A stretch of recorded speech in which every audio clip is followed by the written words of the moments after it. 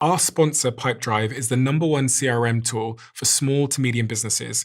Not just a contact list, but an actual system that shows your entire sales process, end to end, everything that's live, what's lagging, and the steps you need to take next. All of your teams can move smarter and faster. Teams using Pipedrive are on average closing 3 times more deals than those that aren't. It's the first CRM made by salespeople for salespeople that over 100,000 companies around the world rely on, including my team, who absolutely love it. Give Pipedrive a try today by visiting pipedrive.com/CEO. And you can get up and running in a couple of minutes with no payment needed.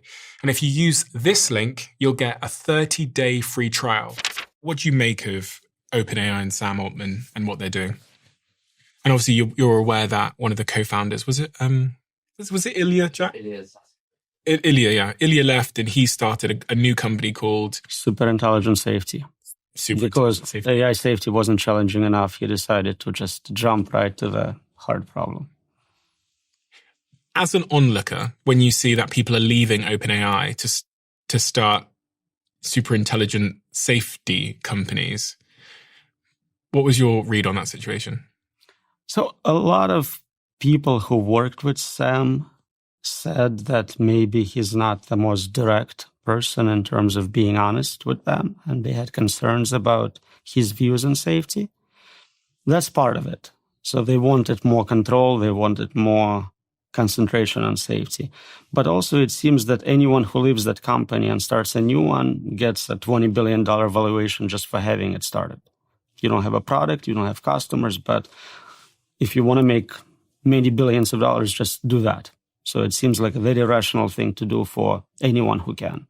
So I'm not surprised that there is a lot of attrition.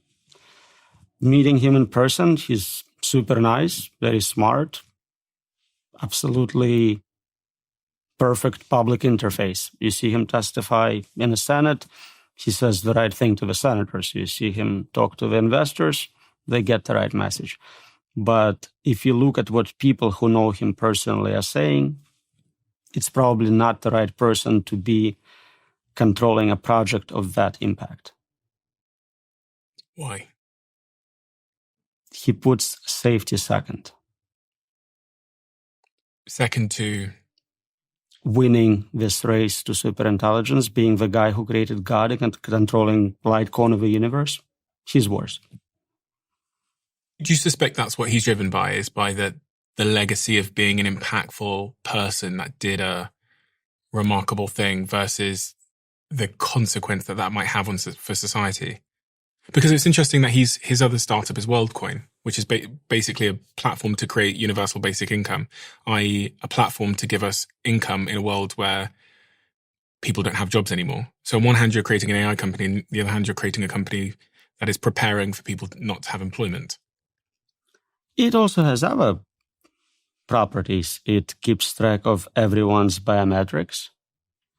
It keeps you in charge of the world's economy, world's wealth. They are retaining a large portion of world coins. So I think it's kind of very reasonable part to integrate with world dominance. If you have a super intelligent system and you control money, you're doing well. Why would someone want world dominance? People have different levels of ambition. Then you are a very young person with billions of dollars, fame. You start looking for more ambitious projects.